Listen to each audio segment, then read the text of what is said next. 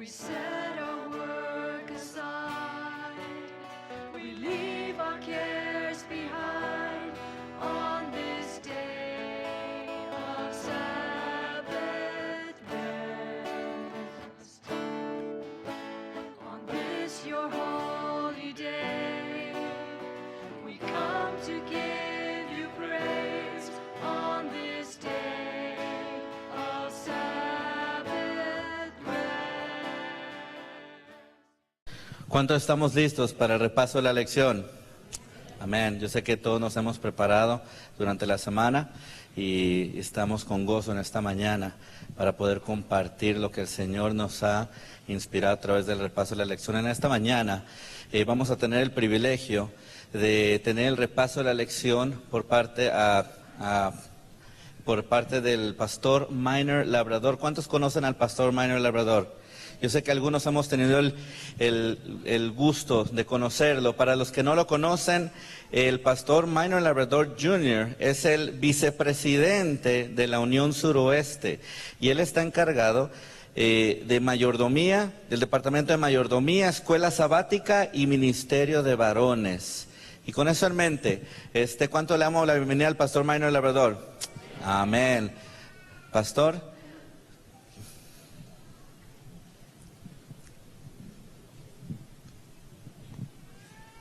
Dios le bendiga. Muy buenos días, feliz sábado. Mi nombre completo, aunque no se ve en la información, es Minervino Labrador. Lo que en inglés, y siendo adventista, le quité el vino y se quedó con Miner, pero Minervino Labrador. ¿Están listos para el repaso? Gloria a Dios, muy linda lección y me alegra poder repasarla con ustedes. Pónganse de pie un momentito conmigo, ya que entramos en la clase, y vamos a tener una oración, pero no se sientan al concluir la oración, por favor. Padre Santo, gracias por esta linda escuela sabática y el jardín de amistad. Señor, pedimos que tu Espíritu Santo nos guíe en este estudio, de acuerdo a tu voluntad, para gloria de tu nombre, en el nombre de Jesús, amén. Antes de sentarse, mírese a la persona de su lado y dígale: nuestro Dios es el Dios de pactos. Y ahora la persona al otro lado, y por eso podemos confiar en Él. Confíe en el Señor. Pueden tomar asiento. Nuestro Dios es el Dios de pactos, el Dios de promesa. Es triste que nosotros, humanamente hablando, no somos muy leales en las promesas. Las promesas las rompemos, por circunstancias cambiamos, y por eso tenemos muchos abogados, demasiados abogados, defendiendo situaciones y en los contratos y en los entendidos. Pero vamos a hablar de un Dios de pactos que es leal y fiel. Y Él no cambia igual a nosotros. Nosotros a veces pensamos y creemos que nuestro Dios nos va a echar a un lado cuando cometemos un error. Y a veces nos sentimos así por nuestras experiencias y nuestro crecimiento. Porque, por ejemplo, nuestros padres y lo que vivimos, a veces nos sentimos incapaces o como ellos nos tratan cuando no hacemos algo correcto. A veces esa misma impresión la pasamos a Dios, que no es correcto, porque Dios ama mejor que los padres y más y eternamente. Así que el amor de Dios, cuando un niño, el hijo mío, cometía un error, yo no lo echaba afuera por cometer el error, sino que por amor lo restauraba, lo animaba. Hay promesas, de acuerdo al estudio que vimos, que les podemos decir promesas y pactos bilaterales y pactos unilaterales. En otras palabras, un pacto unilateral es un pacto que hace una persona hacia el otro individuo, donde el individuo no necesita hacer nada para recibir de ese pacto. Por ejemplo, Cuando yo soy originalmente de Cuba, ¿hay alguno aquí de Cuba? Algunos, ok. ¿De México? Ok. ¡Viva México! Sí. Pero mi padre, yo nací en Cuba, y cuando mi padre decidió salir de ese país, yo tenía apenas 2 años. Mi padre hizo lo que yo le digo un pacto unilateral. Mi padre dijo: este es mi hijo, estas son mis 2 hijas, mis hermanas mayores, y mi mamá, mi esposa. Y él dijo: yo voy a proveer por ustedes mientras esté en otro país. Eso fue una promesa. Yo recibí esa promesa sin saber que estaba recibiendo esa promesa. Y no se esperaba nada de mí para recibir la promesa. Yo la recibí gratuitamente, sin hacer esfuerzo ni tener que hacer nada para ella. No tuve que trabajar, no tuve que esforzarme, no tuve que hacer nada. Simplemente por ser hijo recibí la promesa. ¿Me hago claro? Por 2 años Él proveyó para nosotros desde los Estados Unidos hasta que pudo traernos a los Estados Unidos. Pero Él proveyó unilateral esa promesa por mí. ¿Están conmigo? Ahora vamos a hablar de la promesa bilateral. Cuando tuve 16 años, tenía un carrito. No recuerdo el modelo, pero no era muy bonito, era un carrito. Apenas corría. Pero cuando mi padre me entregó la llave, me la entregó con mucho cariño, pero con ciertas responsabilidades. Tenía que llegar a tal hora, no podía ir en velocidad excesa, tenía que tener cuidado, seguir las reglas y las leyes del Estado y la ciudad. Y ese era el trato nuestro. Si yo no llegaba a tiempo, entonces el contrato quedaba o inválido, o teníamos que hablar, o traía penalidad. Cuando nosotros nos casamos, ¿es un contrato bilateral o unilateral cuando se casa? ¿Cuántos dicen uni o bilateral? Ajá. Algunos dicen unilateral y son los hombres que lo están diciendo. No, es bilateral. Bilateral. Es un contrato, un entendimiento entre el esposo y la esposa, donde yo prometo amarte y cuidarte en las buenas, en las malas, en enfermedad, o en salud, en riqueza o en pobreza, y el hombre se lo promete a ella, y ella se lo promete al esposo. Es una promesa bilateral. ¿Ves? Cuando nace el hijo y la madre por primera vez aguanta ese niño en sus manos, y el niño o la niña lo tiene ahí abrazadito y lo mira, y la madre dice: yo prometo siempre amarte y cuidarte. ¿Es una promesa unilateral o bilateral? Unilateral, porque ese jovencito puede llegar a ser un hombrecito difícil, con dificultades, pero la madre sigue amándolo. Hay promesas en la palabra de Dios que son unilaterales, donde el Señor dice: yo prometo que voy a proveer por ti, que te voy a amar, que te voy a proveer un camino de salvación. Y la Biblia nos dice que desde tiempos eternos y antes de la fundación de la tierra, Dios estableció el pacto perpetuo, el pacto de gracia. Ese pacto que siempre ha estado a la base de todo lo que es la creación y todo lo que es la humanidad. El Señor hizo provisión por el hombre, aunque el hombre cayó. El Señor entonces hizo pactos bilaterales, pero el pacto unilateral siempre ha sido desde todo el tiempo, por toda la eternidad, desde la fundación y desde antes de la creación del mundo, nos dice la palabra de Dios. Pero hay diferentes pactos.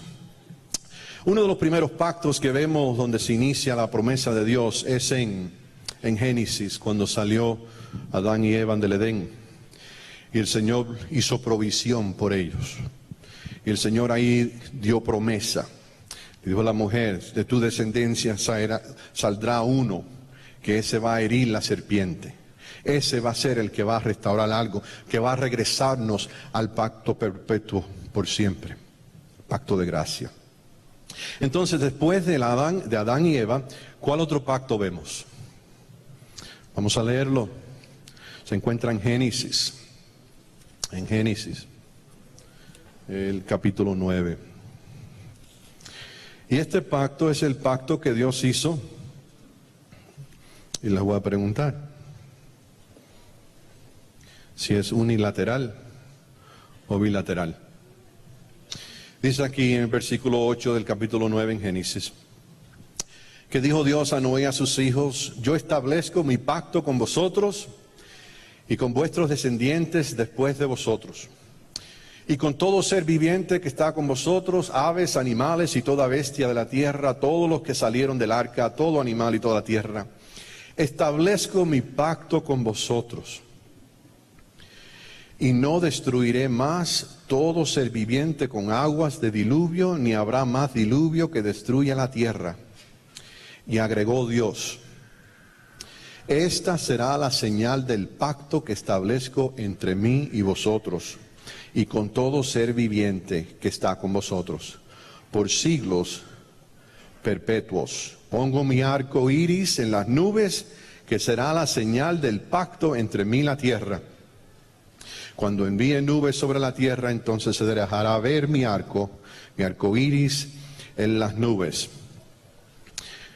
¿Es una promesa y un pacto unilateral o bilateral? El hombre no tuvo que hacer nada para recibirlo. Dios se lo dio. Promesa de Dios para el hombre. Nunca más lo haré de tal manera, destruir el mundo y la humanidad con un diluvio. Y vemos más tarde que el Dios de pacto es el Dios de pactos eternos, porque aún en Apocalipsis, cuando vemos el capítulo 4 y el versículo 3, creo que es que vemos que el trono de Dios, ¿qué está sobre el trono de Dios? El arco iris, recordando el Dios de pactos. En la lección habló de diferentes pactos. Otro pacto que se menciona es el pacto que Dios hizo con Abraham, después Abraham, que reafirmó. Abraham, el Señor hizo una promesa con él, que él iba a bendecir su descendencia por todo el tiempo, y que le iba a dar la tierra prometida, tierra Canaán, en ese pacto, y le cambió el nombre. Pero cuando llegamos a la parte de Agar y Ismael, Abraham deseaba que ese fuera el hijo de la promesa, pero no lo fue. ¿Quién fue el hijo de la promesa? Isaac. Entonces vemos que Agar no pudo cumplir la promesa, sino que tuvo que ser Sarai, más tarde Sara. ¿Y por qué y a qué se debe? En la humanidad, en nuestra historia, nosotros dependemos mucho de lo que somos capaces de hacer.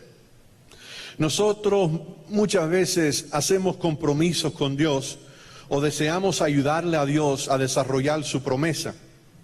Pero hay promesas que son unilaterales, que Dios no necesita nada de mí. Y hay otras bilaterales que Él espera algo de mí.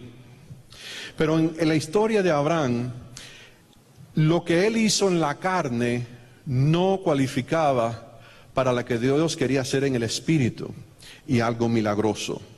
Dios deseaba hacer algo que no tenía nada que ver con el esfuerzo o lo que Abraham en sí mismo pudo hacer, sino que era algo que era la obra milagrosa de Dios, que se encuentra en el nacimiento de Isaac, el hijo de la herencia. Entonces vemos que en el pacto de la carne no es válido, ni es el pacto que Dios desea. Dios no busca el esfuerzo de la carne. Dios busca algo espiritual, diferente, sobrenatural, algo que viene de Él, que es sobre y mejor todo lo que el hombre puede hacer en su propio esfuerzo, por su propia fuerza. Entonces Dios dijo: este no será, sino que será Isaac. Y también el Señor reafirmó ese pacto con Jacob. Y el pacto que vemos en lo normal o terrenal o lo que es material de este mundo es temporal, y lo vemos que se refería a la Canaán prometida o las tierras de Palestina, como algunos dicen. Pero nosotros que entramos en el pacto, que vamos a hablar más de él, sobre el nuevo pacto, nosotros también vamos a heredar una tierra, pero no es una tierra aquí, Palestina aquí o Jerusalén aquí, sino es una tierra prometida. Nosotros ahora estamos sobre los hombros de otro pacto, el pacto eterno, perpetuo, el pacto que no tiene fin. Nosotros esperamos la tierra prometida y esperamos la vida eterna. Los pactos continuaron y entonces llegamos al lugar donde muchos comienzan desde ahí, es el pacto en el monte Sinaí. Vamos a leer un poco sobre eso, mirando en Éxodo 19, en este resumen de la lección que estamos cubriendo. En Éxodo 19 comienza la historia de cómo el Señor se apareció en el Sinaí y entró en el pacto con el pueblo de Israel en el monte Sinaí. Y el pueblo de Israel, sabemos que con Jacob le cambió el nombre, de Jacob a Israel. Cambió el nombre de Abraham a Abraham, de Sarai a Sara. Pero aquí vemos la gloriosa manifestación del Señor. Dice aquí en Éxodo 19, que el Señor cuando se acercó a ellos, Moisés, versículo 7, llamó a los ancianos del pueblo y expuso en presencia de ellos todas estas palabras que el Eterno le había mandado. Y todo el pueblo respondió a una: haremos todo lo que el Eterno ha dicho. Y Moisés refirió al Señor las palabras del pueblo. Aquí estamos viendo algo interesante. Estamos viendo que desde el inicio el pueblo está diciendo lo que ellos pueden y van a hacer. Y sabemos que el pueblo no pudo cumplirlo. El pueblo falló. Vez tras vez el pueblo falló.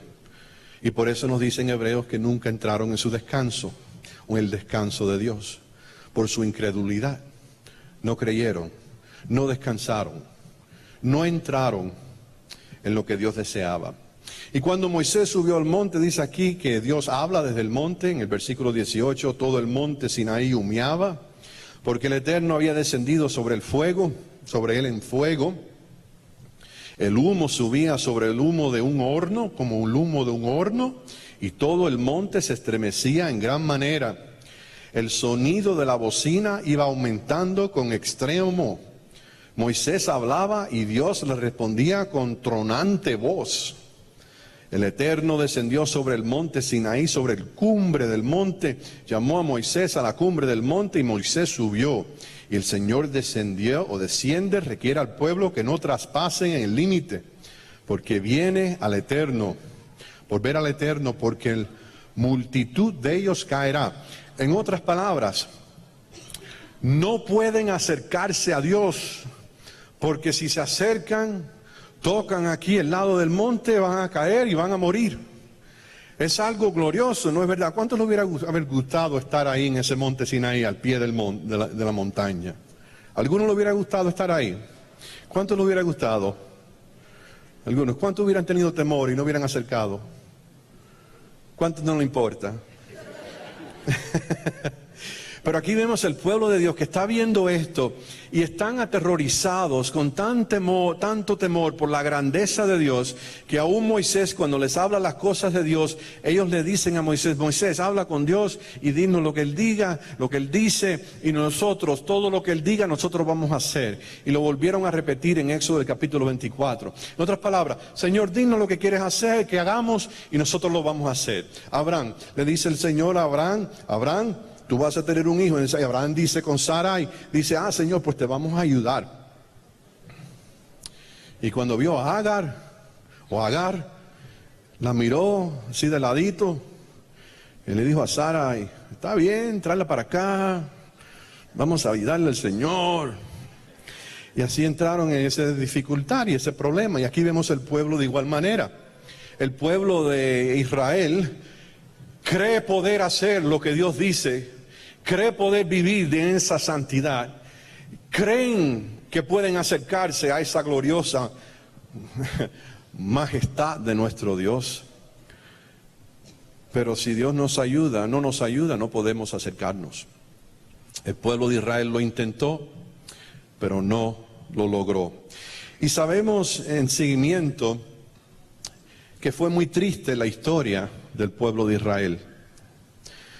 Pero cuando llegamos al libro de Segunda de Corintios, algo que sucedió ahí mientras buscamos Segunda de Corintios, es que cuando Moisés subió al monte y estaba en la gloria de Dios, nos dice el relato bíblico que Moisés, cuando descendió, la gloria de Dios estaba sobre él de tal manera y se manifestaba de tal manera que tenía que cubrirse la cara, el rostro, con un velo. ¿Recuerdan eso? Entonces Moisés tenía que cubrirse el rostro para que no lo pudieran ver, porque las personas temían. Entonces cuando subía al monte, entonces se quitaba el velo para hablar con Dios y estar con Dios. Pero la palabra de Dios nos dice en Segunda de Corintios, el capítulo 3, nos habla sobre las señales del pacto. Segunda de Corintios 3. Hablando de ese tiempo glorioso en el Sinaí, ahora vamos a ver algo muy diferente. ¿Están listos para entrar? Todo va a cambiar. Desde esa gloria, ahora la gloria va a cambiar. Si estamos listos para oírlo, dice así. Él nos capacitó, el versículo 6, para ser ministros de un nuevo pacto, no con letras, sino con el Espíritu. Porque la letra mata, pero el Espíritu da vida. Versículo 10. Porque lo que fue glorioso no es glorioso ahora, en comparación de la gloria superior. Ok, ese monte Sinaí con toda esa gloria, ese Dios de pacto que estableció su pacto con su pueblo, ahora nos está hablando de un nuevo pacto que siempre ha sido desde tiempos eternos, perpetuo, y ahora nos dice, ustedes que hablan de esa gloria, pero dice, porque si lo que es pasajero tuvo gloria, mucho más glorioso será lo que permanece. Así que teniendo tal esperanza hablamos con mucha confianza, no como Moisés que ponía un velo sobre su rostro para que los israelitas no se fijaran en el resplandor que iba desvaneciendo. Él nos está diciendo, el Dios de pactos tiene algo muy y súper especial para ustedes. Él tiene algo que desde toda la eternidad se ha estado esperando. Él tiene algo que algunos autores, apóstoles, lo describen como el misterio de la piedad. Algo tan excepcional, algo que no se puede casi explicar. Dice, ¿vieron esa gloria? Respondieron de tal manera por temor, entraron en algo que no pudieron guardar y hacer. Moisés se tuvo que cubrir el rostro. Versículo 14. Pero la mente de ellos fue embotada. Y hasta el día de hoy, cuando leen en el Antiguo Testamento, y en la traducción se puede leer también el Antiguo Pacto, se puede traducir, les queda el mismo velo que solo en Jesús o en Cristo es quitado. Hasta el día de hoy, cuando se lee a Moisés, un velo cubre el corazón de ellos, pero cuando se convierten al Señor, se quita el velo. Porque el Señor es el Espíritu, donde está el Espíritu del Señor, hay libertad. En otras palabras, nosotros hemos ido de la gloria del monte Sinaí a un nuevo pacto que estableció el Señor desde tiempos eternos, que el Señor Jesús también declaró en Lucas el capítulo 22 y también en Mateo, cuando Él dijo que Él deseaba tomar de esa Pascua con sus discípulos. ¿Recuerdan por qué? Porque ahí Él estableció el nuevo pacto. Y con el nuevo pacto en su sangre Él también dijo, y yo os digo que yo no comeré de beberé de este vino hasta el día que lo haga en la casa de mi Padre o en el reino celestial. En otras palabras, ahí está recordándonos al pacto perpetuo que siempre ha sido desde tiempos eternos, que es el nuevo pacto que ahora se puede vivir porque Cristo ha llegado. Cristo murió. Así que desde el monte Sinaí, en un monte se estableció un pacto bilateral donde el pueblo no pudo vivir de acuerdo a los mandatos de ese pacto. Pero cuando vemos en el monte Calvario, hay otro pacto que se estableció. Y por ese pacto, el hombre ahora puede vivir con esa misma gloria, no manifestada por afuera, sino dentro del corazón del ser humano. Dentro del nuevo pacto nos dice que ese espíritu glorioso que estaba afuera, ahora en Cristo llega a estar dentro del corazón humano. No sé si van entendiendo. Eso significa que la gloria manifestada en el Sinaí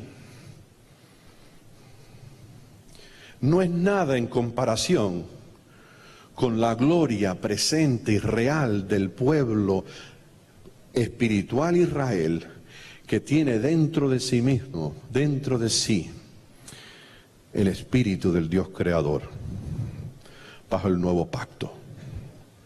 Porque no es fácil vivir bajo el viejo pacto. En el viejo pacto uno tenía los requisitos, pero hasta ahí llegaba. Por ejemplo, si yo voy al trabajo y me dicen que tengo tal responsabilidades y mi corazón no está en el trabajo, yo lo voy a hacer para que me den el cheque. Amén. Yo voy a hacer todo lo necesario para que siga con el buen trabajo. Y si una persona, vamos a decir, si yo no quiero a mi esposa, pero me casé y ahora estoy con ella porque tengo que estar, y ella me dice que tengo que sacar la basura, yo la voy a sacar. Pero ¿cómo la voy a sacar? Remordimiento, ¿verdad? Esta mujer siempre diciéndome que haga cosas aquí, yo quiero sacar esto. Y en el trabajo, si me dicen que haga tal cosa, este trabajo siempre con requisitos, y es tal cosa, y no, esto no lo aguanto, pero necesito el cheque, así que lo voy a hacer ahí. Pero cuando el corazón entra en juego, todo cambia. Porque cuando uno está enamorado, uno hace lo que pida la esposa. ¿Cuántos hombres dicen amén? ¿No los oí? Ah, ok, ahora sí. Hombre, cuando estamos enamorados hacemos lo que sea. Cuando el corazón está en el proceso, cuando el corazón, las cosas vienen del corazón, es algo totalmente diferente. En el antiguo pacto, en el pacto de la antigüedad del Sinaí, era algo que las personas hicieron por temor y por esfuerzo y nunca salió natural. Por ejemplo, si tú me dices a mí, pastor, tienes que ser más amable, tienes que ser más cariñoso, más amable con las personas. Ok, pues yo voy a ser más amable. Feliz sábado. Yo voy a ser más amable. Ah, hermano, porque le fue mal la semana. Pues quizá la otra le va mejor. Porque cuando uno trata de amar y no le sale natural de adentro, yo no encuentro cómo amar si no lo tengo en mí. ¿Me van entendiendo? Cuando el Señor dice, sé pues santo, yo no puedo ser santo porque no está dentro de mí ser santo. No está dentro de mí ser puro, amable, leal. No está dentro de mí. Necesito algo, una transformación.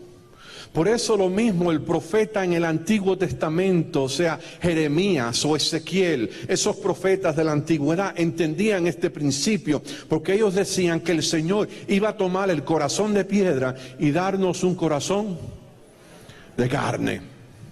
Pero si yo no cambio el corazón, no puedo vivir de acuerdo a lo ideal o de acuerdo a la voluntad completa de Dios. Por eso en el nuevo pacto, a través de la sangre de Cristo, El cristiano ahora entra en un lugar donde el Espíritu Santo transforma el corazón y donde una vez era un hombre inmundo, ahora es un hombre santo. Donde una vez era una persona abusadora, ahora es una persona considerada y amable y compasiva. Porque la transformación que ocurre desde adentro, bajo el nuevo pacto de la sangre de Jesús, nos da dentro de nosotros el Espíritu Santo como garantía de las cosas que vamos a heredar. Garantía de la vida eterna. Así que la Nueva Jerusalén es nuestro destino. Es la promesa fiel de Dios a nosotros. En el libro de Hebreos nos aclara, en el capítulo 9, versículo 1. Voy a mirar el capítulo 8, vamos a leer el capítulo 8, versículo 13.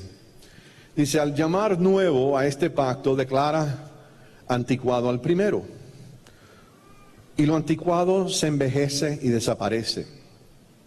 El primer pacto tenía reglas para el culto y también un santuario terrenal, porque dependíamos de la sangre de los corderos para el perdón de pecados. Si yo cometía un error, tenía que traer un cordero y sacrificarlo para estar bien con mi Dios. Si no, podía morir bajo el castigo divino. Entonces los corderos eran ofrecidos, pero en el versículo 11 continúa diciendo, pero Cristo ya vino y ahora es el sumo sacerdote de los bienes definitivos. El santuario donde Él ministra es más grande y más perfecto y no es hecho por mano de hombre, es decir, no es de este mundo. Y Cristo entró en ese santuario una vez para siempre, no con sangre de machos cabríos ni con becerros, sino con su propia sangre y consiguió la eterna redención. Porque si la sangre de los toros, los muchos cabríos y la ceniza de la becerra rociaba a los impuros, santificaban para purificar la carne, aquí está, mucho más la sangre de Cristo, quien por el Espíritu eterno se ofreció a sí mismo sin mancha a Dios, purifica vuestra conciencia de las obras que llevaban a la muerte, para que sirváis al Dios vivo. En otras palabras, el pacto eterno desde antes de la creación, que siempre ha sido la fundación de todo, ese pacto unilateral, Cristo ahora nos abre una puerta y nos dice que todos los que creamos en Él, vamos a tener la vida eterna. Y no solo eso, sino que también recibiremos el Espíritu Santo, para tener dentro de nosotros esa ley sagrada y santa, no escrita sobre tablas de piedra, sino escrita sobre un corazón de carne. Porque la letra de la ley es muerte, pero la letra, el Espíritu y la ley en el Espíritu Santo es vida. Y esa ley, escrita en el corazón y en la mente, produce en el ser humano un nuevo nacimiento. Cuando nací la primera vez no tuve opción, solo nací. Igual que Ismael nació por esfuerzo humano. Pero cuando yo nací la segunda vez, a los 22 años, que acepté al Señor como mi Salvador, fue un nuevo nacimiento, un nuevo nacer. Y el corazón de antes, que era un corazón de piedra, se hizo un corazón de carne. Y el Espíritu Santo entró e inscribió en ese corazón de carne y en esta mente la palabra de Dios, la ley de Dios, para guardarla no solo por la letra, sino en la plenitud del Espíritu. Porque el Señor nos demostró eso en lecciones previas, cómo es que guardar la ley es mucho más que la letra. Porque si alguien me ofende y le digo, es insensato, dice la palabra de Dios que he cometido, lo he matado y he pecado. Y cuando miro y pienso, he también cometido adulterio. En otras palabras, es imposible bajo el viejo pacto llegar a un lugar santo. Pero bajo el nuevo pacto, que ha sido eterno, que ha sido la base del trono de Dios, bajo el nuevo pacto que Jesús instituyó en Lucas 22 y también en Mateo, que dijo, este es la sangre del nuevo pacto. A través de eso entra en mí la nueva criatura o el nuevo nacimiento y el Espíritu Santo que inscribe en mi mente y corazón la ley de Dios. ¿Me están siguiendo? ¿Cuántos dicen amén? Qué cosa linda saber que desde ese monte de Sinaí, ahora toda esa gloria desciende hacia mí y está dentro de cada persona que cree en el Señor Jesús. Las señales del pacto, como vimos en el domingo, la vimos en el arco iris, también se ven bilaterales en lo que fue la circuncisión con el pacto de Abraham y cómo fue que Dios hizo esas promesas. Y esas promesas, algunas de esas promesas eran bilaterales y también eran unilaterales, donde Dios la instituyó para siempre jamás.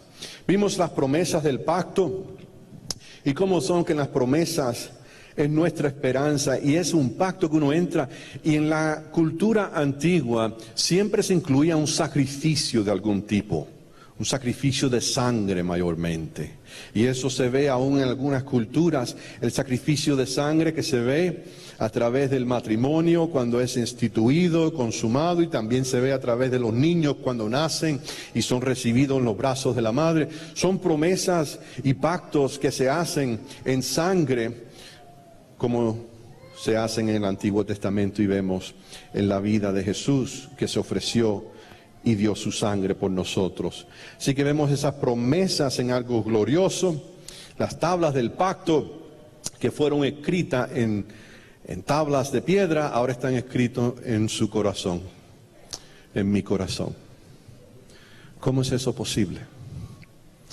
Eso es posible porque ahora tengo en mí el Espíritu de Cristo, que es la mente de Jesús. Y si Jesús está en mí, yo no peco, yo no desobedezco los mandamientos, porque Jesús está viviendo en mí.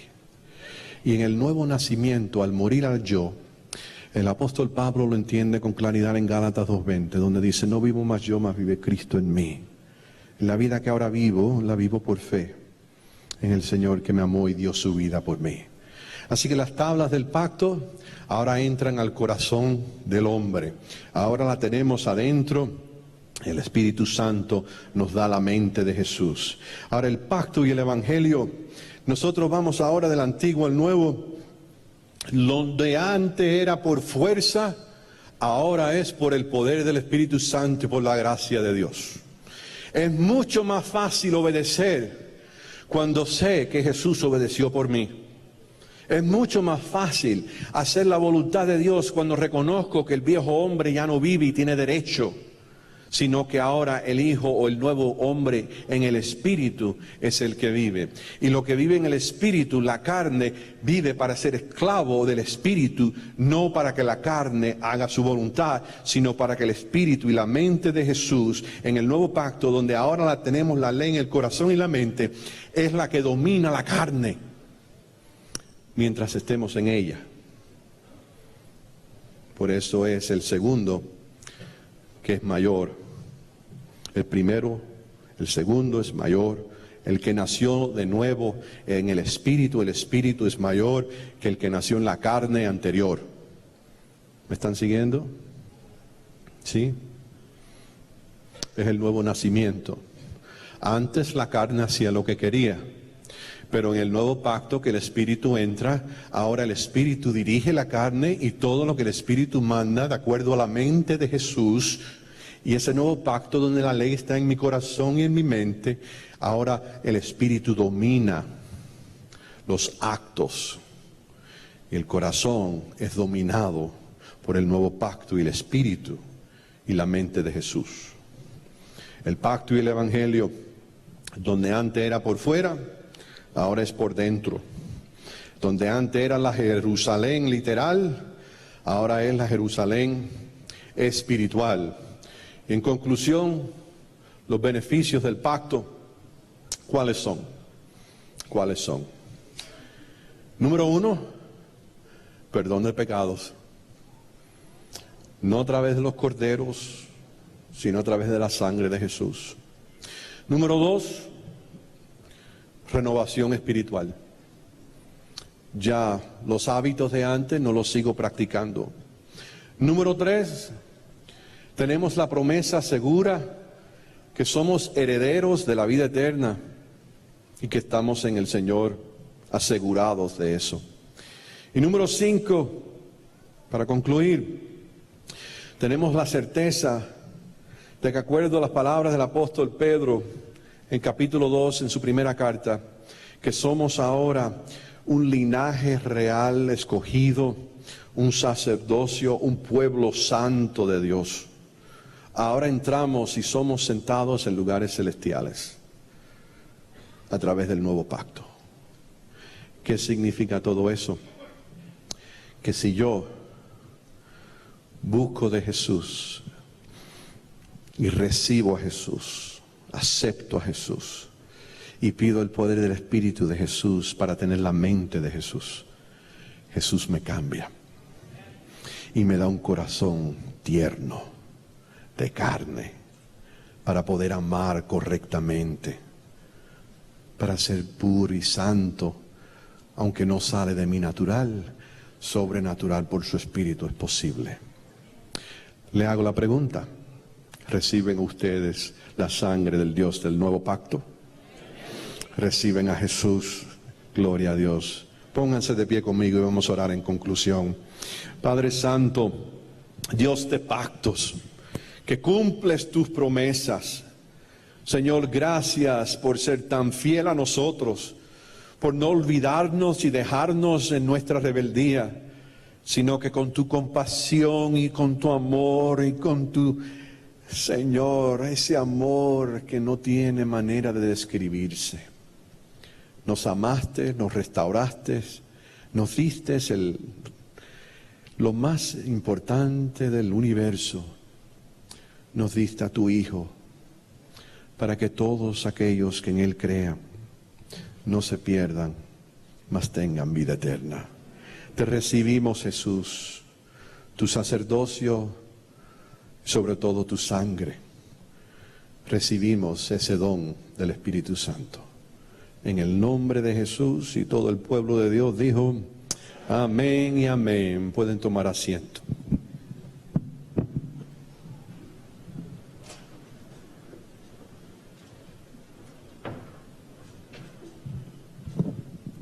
Cristo Jesús viene por una iglesia pura, sin mancha y sin arruga.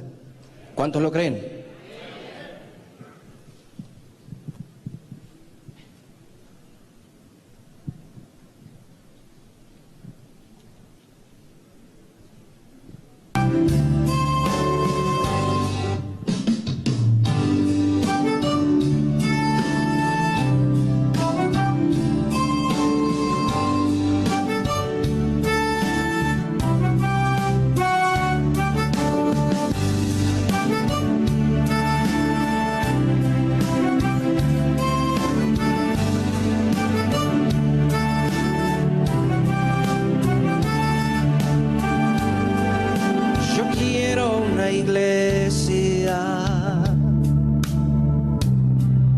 Que cante y que ore,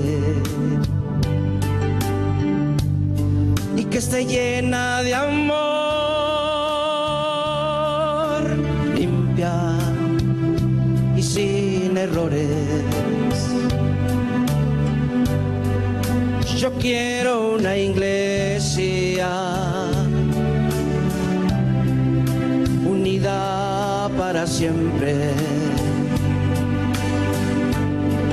que no ponga sus ojos los defectos de la gente. Una iglesia santa, una iglesia pura, una iglesia sin manchas y sin arrugas, una iglesia que proclame las buenas nuevas, una iglesia que se prepare para para cuando Cristo venga, una iglesia santa, una iglesia pura, una iglesia sin manchas y sin arrugas, una iglesia que proclame las buenas nuevas, una iglesia que se prepare para cuando Cristo venga. Yo quiero que nos amemos como hermanos, que nos una el espíritu y el amor de cristianos, que no haya diferencias entre nosotros mismos, mejor unidos oremos por el débil y caído, una iglesia santa, una iglesia pura, una iglesia sin manchas y sin arrugas, una iglesia que proclame las buenas nuevas, una iglesia que se prepare para cuando Cristo venga, una iglesia santa, una iglesia pura, una iglesia sin manchas y sin arrugas, una iglesia que proclame las buenas nuevas, una iglesia que se prepare para cuando Cristo venga. Oh, sí.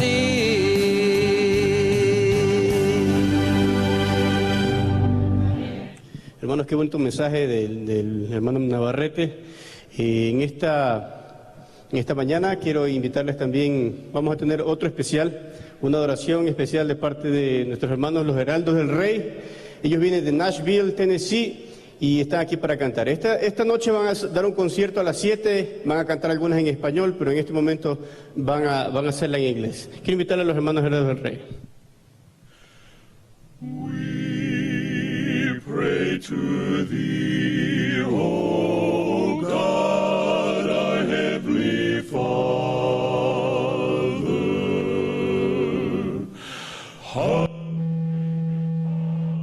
And pray that thou wilt grant us peace. Make all to love thee, make all to love thee, as thou hast loved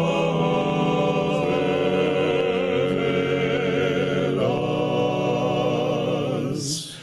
Make us to love our fellow men forevermore. Yea, to love our fellow men forevermore.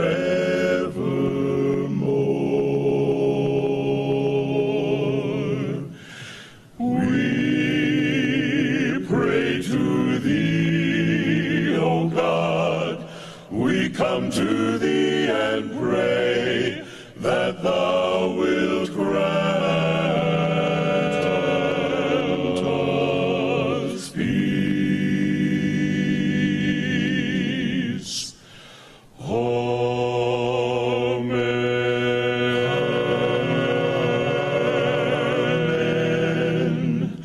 Amen.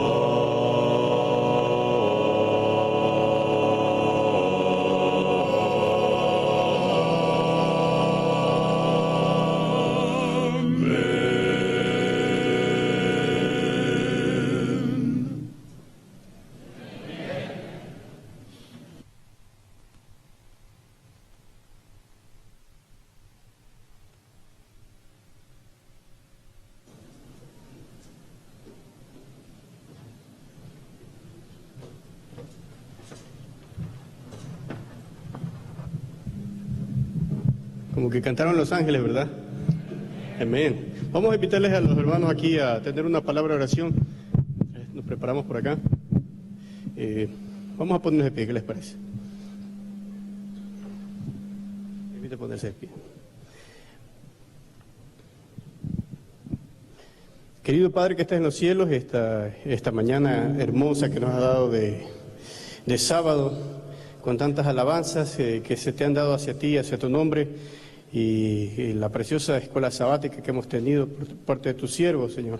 Queremos suplicarte que nos limpies de todo pecado por el pacto que tú nos has dado.